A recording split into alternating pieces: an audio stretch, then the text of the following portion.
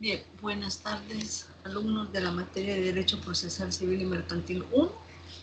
Como les prometí, les iba a grabar un video para la explicación de los diferentes procesos a fin de que ustedes puedan reforzar el aprendizaje y posteriormente lo pueda explicar en las clases que resten cuando regresemos de vacaciones.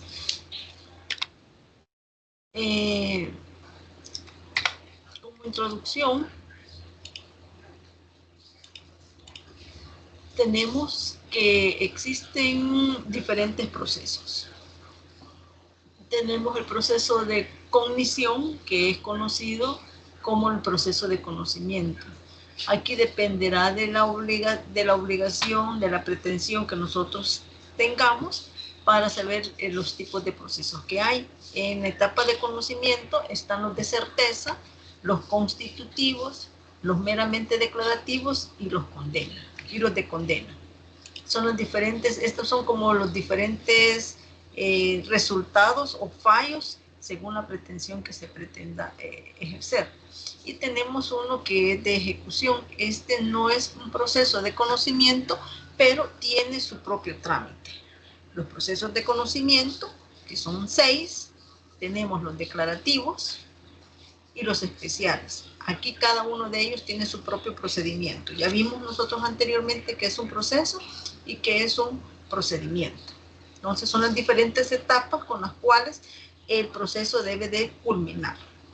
Y en ejecución no es proceso, pero es la etapa de cumplimiento de sentencia.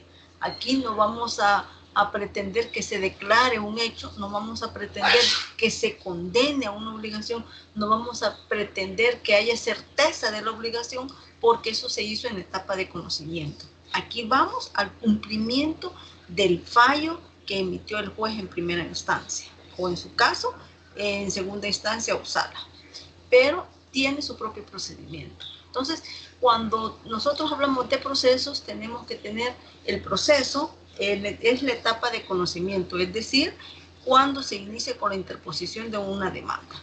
Y para eso existe nuestro Código Procesal Civil y Mercantil, regula los procesos declarativos, que son 2, proceso común, proceso abreviado.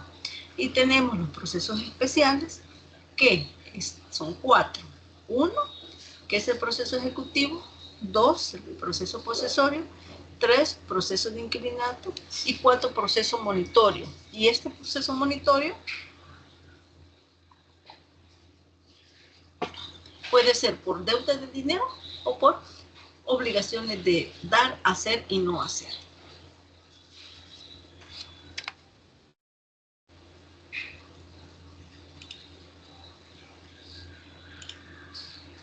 Ahora bien, cuando en la lámina anterior mencionábamos nosotros que es un proceso en conocimiento cuando hablamos de mera certeza o simplemente declarativo, que es lo que se pretende perseguir en ese tipo de proceso. Y se persigue determinar la existencia, alcance y modalidad de una relación jurídica o de un derecho, limitándose a reconocer una situación jurídica existente, sin imponer al demandado ninguna condena ni modificación ni modificando una situación determinada. No crean obligaciones jurídicas nuevas, simplemente determinamos las existencias, por eso es que alcance o modalidad de esa relación jurídica. En los procedimientos constitutivos persigue un nuevo estado jurídico, ya que puede crear, modificar o extinguir un estado jurídico. Y el de condena, que persigue declarar un derecho, imponiendo al demandado el cumplimiento de una prestación de dar, hacer o no hacer. Entonces, cualquiera de estas pretensiones que nosotros consideremos, en doctrina se conocen estos procesos en conocimiento porque es la declaración que al final del juez. Por ejemplo, yo quiero que se declare la prescripción de una acción. Yo quiero que se declare la prescripción de un derecho adquisitivo. Yo quiero que se reconozca una obligación. Entonces aquí es constitutivo, que se reconozca una obligación. Bien. Proceso, recordemos, es el instrumento constituido por una serie de actos por el que, mediante su atribución a un órgano estatal, se pretende la resolución de un conflicto de intereses mediante la actuación del derecho subjetivo. Y es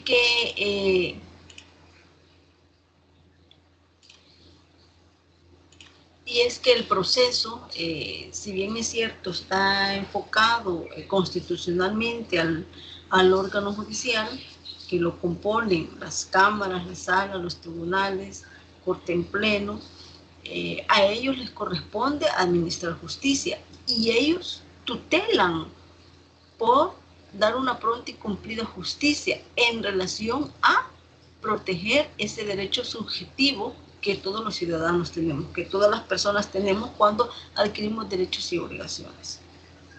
Entonces, para eso se ha creado, para la protección de ese derecho subjetivo en la materia que corresponda, se crearon los procesos que regula el Código Procesal Civil y Mercantil. Cada proceso está compuesto por una serie de actos y esa serie de actos se le llama procedimiento. Nuestra legislación, dependiendo del tipo de proceso que se regula, así son las diferentes etapas procesales que éste debe de realizar hasta llegar a su finalidad, sin perder de vista que cada etapa procesal debe de respetarse el principio de legalidad, lealtad, probidad, la buena fe, debe de respetarse en principio de legalidad y constitucionalmente, así como todos los principios que regulan nuestro Código Procesal Civil y Mercantil, que ya los analizamos anteriormente.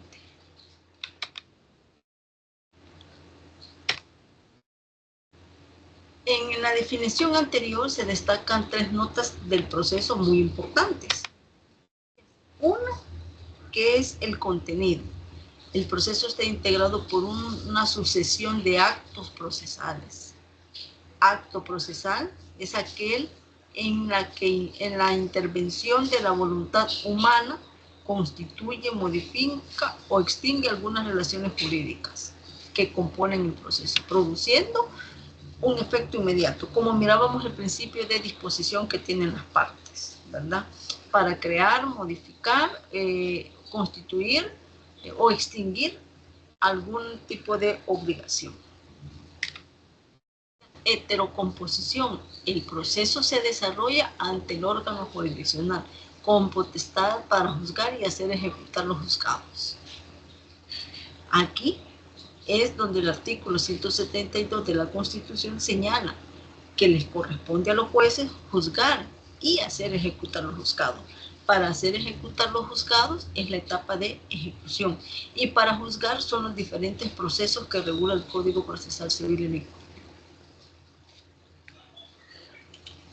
La teología. La teleología. El proceso tiene por finalidad la resolución de un conflicto de intereses mediante la actuación de un derecho objetivo. El proceso es un derecho objetivo que protege el derecho subjetivo que se está reclamando. Si no hay conflictos de intereses, no hay proceso. Puede haber diligencias, pero no son procesos. El proceso necesariamente debe existir esa controversia entre las partes. Si no hay controversia, no es proceso, son diligencias, pero no son procesos. Ejemplo, en la mal llamada jurisdicción voluntaria, encontramos un procedimiento, pero no es un proceso. ¿Por qué? Porque el notario lo hace. Las diferentes etapas de la diligencia de jurisdicción voluntaria regulan diferentes etapas para las diligencias, pero no son procesos. Por ejemplo, las diligencias de aceptación de herencia. Cuando hay controversia, pues el notario se abstiene y lo remite al juez para que el juez resuelva la controversia. Distinción entre proceso y procedimiento. Ustedes pueden decir, licenciada, ¿y por qué estamos viendo otra vez esto? Es importante tenerlo claro a fin de poder comprender los diferentes procesos que vamos a explicar más adelante. Entonces, proceso es una sucesión de actos. Procedimiento es la consideración meramente formal de una actuación judicial. Para Gómez Orbaneja, en un procedimiento pueden tramitarse varios procesos. Por ejemplo, una recompensión, una acumulación de acciones o de autos, y que por otro lado puede existir un procedimiento sin proceso. Como lo mencionábamos anteriormente, como las diligencias de jurisdicción voluntaria, un proceso de conciliación o diligencias preliminares, que no son procesos.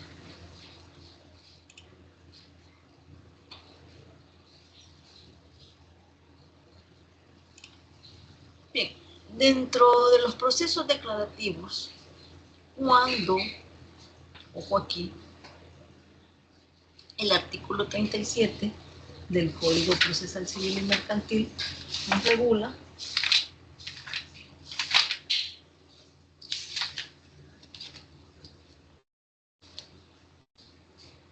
algo importante, y es que el artículo 239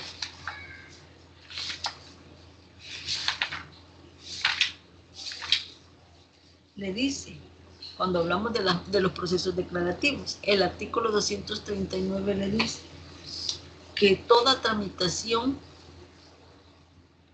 que se deduzca ante los tribunales civiles y mercantiles que no tengan señalada por ley una tramitación especial, se decidirá en el proceso declarativo que corresponda por la materia o por la cuantía del objeto del litigio. Es decir, cuando no hay una tramitación especial,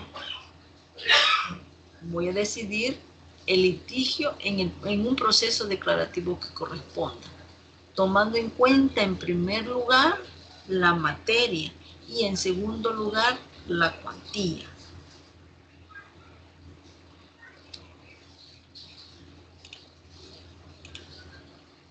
Y para ello tenemos dos tipos de procesos dentro de procesos declarativos. Tenemos el proceso común, regulado en el artículo 240, y el proceso abreviado, regulado en el artículo 241. La norma para decidir el tipo de proceso se determina en primer lugar la materia y en segundo lugar la cuantía. Es decir, si mi pretensión versa específicamente en cuantía, tengo que determinar qué es lo que pretendo. Por ejemplo, si yo pretendo que se declare prescrita la acción ejecutiva, no tiene nada que ver la cuantía. ¿Por qué? Independientemente de la cuantía, yo quiero que el juez declare prescrita la acción ejecutiva. Entonces, es una materia, no es una cuantía, porque es un proceso declarativo en el cual le voy a pedir al juez que declare extinguida la obligación por prescripción o que declare prescrita la acción ejecutiva. Es un proceso declarativo, porque voy a determinar con la pretensión que declare el juez, en este caso, la extinción de la acción ejecutiva. Al contrario censo, si yo pido el pago del cumplimiento de una obligación dineraria, no me interesa saber si el documento ya prescribió, no me interesa saber en qué clase de procesos, en qué clase de documento se realizó. Simplemente estoy pidiendo el pago de una obligación dineraria. Entonces ahí es la cuantía. Pero si yo voy a reclamar que se declare, por eso mirábamos anteriormente en las láminas anteriores, que eran importantes. Dentro de los procesos en conocimiento pueden existir de mera certeza, de meramente declarativos o de condena. De condena es que se pague, que se condene al demandado al pago de X cantidad, según el documento obligacional. Declarativo, que reconozca el demandado la existencia de una obligación, etc. Entonces, para determinar la norma, saber qué proceso voy a interponer, si es común o abreviado, dependerá, ojo aquí, de los hechos y de mi petición. Los hechos tienen que ir de acuerdo a mi petición, para saber qué es lo que yo pretendo que el juez al final del proceso me resuelva. No le puedo decir al señor juez, resuélvame conforme al derecho corresponda. Eso no dice nada, no es una petición clara y concreta. Las pretensiones deben de ser claras, precisas y coherentes, con nombre y apellido, es decir, que deben de ser específicamente claras a fin de que el juez no tenga duda del fallo que va a emitir, de acuerdo al artículo 218 del Código Procesal Civil. Entonces, le dice el artículo, las normas para determinar la clase de proceso las establecerán en cuantía y en defecto. La cuantía solo en defecto de la materia. Es decir, primero va a prevalecer la materia, por el ejemplo de la prescripción. Si yo voy a pretender que se declare una prescrita la acción de una obligación de $500,000, ¿qué es lo que prevalece? ¿La obligación dineraria? No. ¿Qué es lo que prevalece? Que declare prescrita la acción para que no me vayan a cobrar la obligación nunca más. ¿Sí? Entonces, en razón de la materia y a falta de la materia, voy a aplicar la cuantía.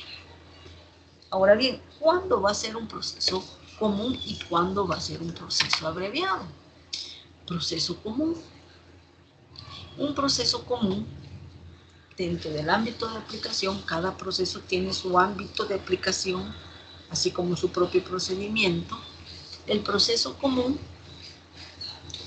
en primer lugar, va a ser un proceso común, cualquiera que sea su cuantía, y siempre que no verse estos detalles que están señalados en la lámina sobre reclamaciones de dinero, no va a importar la cuantía, porque aquí es la materia, no la cuantía. Si se refiere a la cuantía, entonces nos vamos a ya sea un proceso, otro tipo de proceso que corresponda.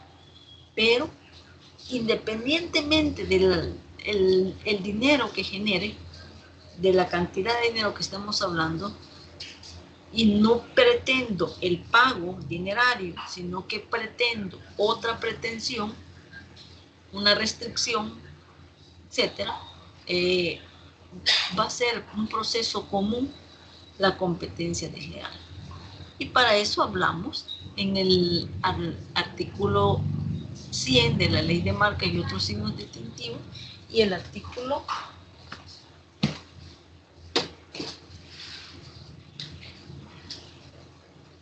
491 del Código de Comercio.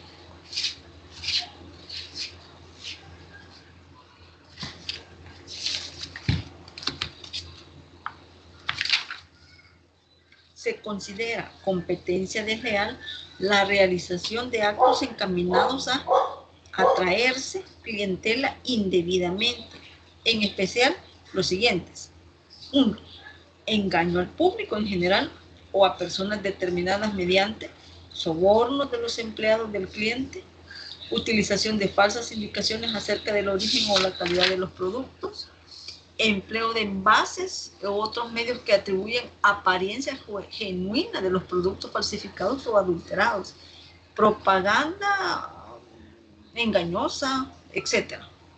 Entonces, si usted se fija, en este ejemplo no tiene que ver en cuestiones dinerarias. Simplemente voy a reclamar la competencia desleal que tiene una empresa para conmigo, para que se abstenga.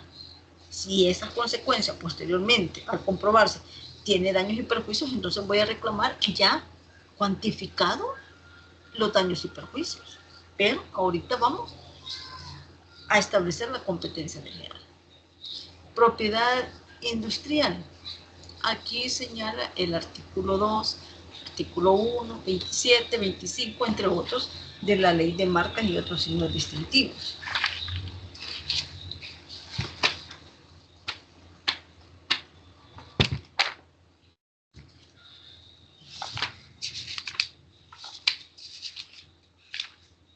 Y es que dice el artículo 1, la presente ley tiene por objeto regular la adquisición, mantenimiento, protección, modificación de licencias de marcas, expresiones o señales de publicidad comercial, nombres comerciales, emblemas, indicaciones geográficas, denominaciones de origen, así como la prohibición de la competencia desleal en tales materias. Y empieza a desglosar en qué consiste cada uno de ellos. Entonces, cuando verse esa pretensión en relación a lo que regula el artículo 1 y otras disposiciones de la misma ley, Entonces va a ser un proceso común. Propiedad intelectual. Vámonos a la ley de propiedad intelectual. Esto no vamos a entrar a conocerlo profundamente. Esto usted lo va a ver en la materia mercantil que corresponde, yo creo que es la 2. Artículo 1 de la propiedad intelectual.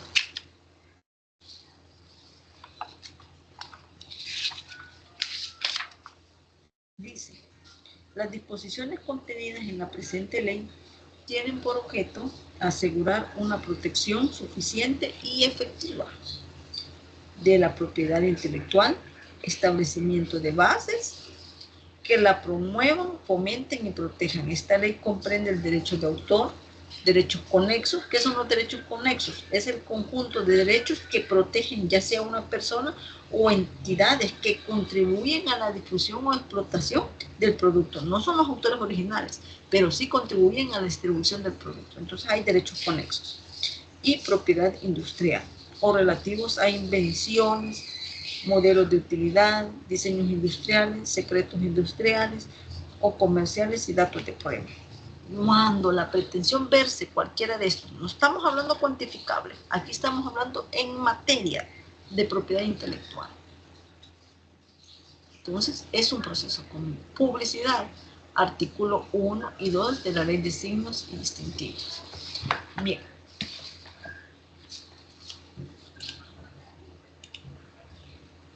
También va a ser un proceso común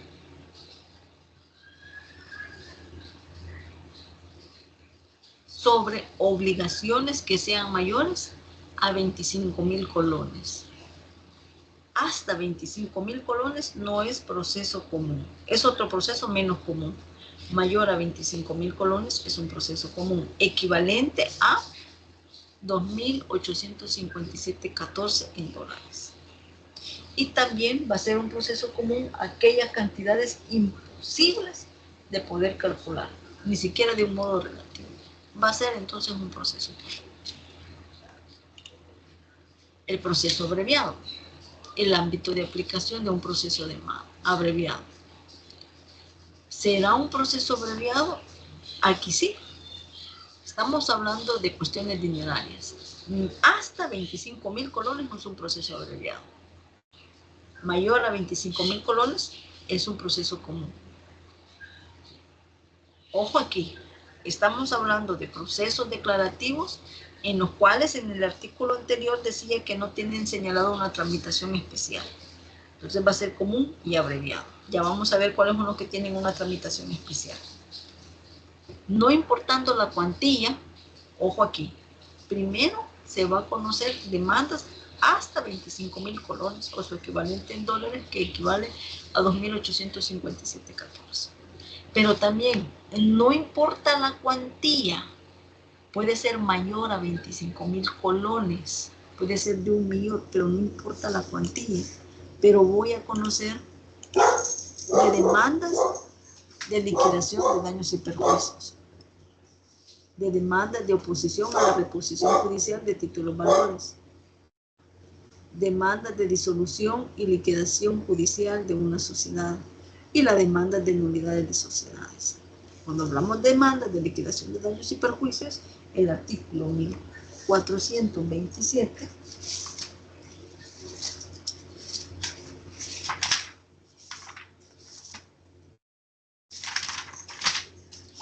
¿cuándo van a haber daños y perjuicios?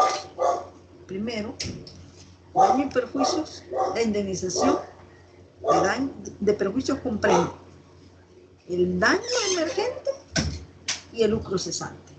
¿Qué es el daño emergente? Es esa disminución del patrimonio que tiene el actor. ¿Qué es el lucro cesante? Es la utilidad que yo dejé de percibir por ese daño que me ocasionó, que yo tuve que haber recibido y no lo recibí. Eso se debe de probar en un proceso. En este caso, hablamos de la liquidación de daños y perjuicios y cuándo procede estos daños y perjuicios. Comprenden tres aspectos importantes. Primero, dice el artículo, cuando no se ha cumplido la obligación. 2, por haberse cumplido imperfectamente. Y 3, por haberse retardado su cumplimiento. Estamos hablando de daños y perjuicios, pero que no tiene que ver en cuestiones dinerarias. Es decir, no voy a reclamar daños y perjuicios en un contrato de mutuo que yo presté $500. No, porque ya la misma ley en el artículo 1430 me dice que no procede así.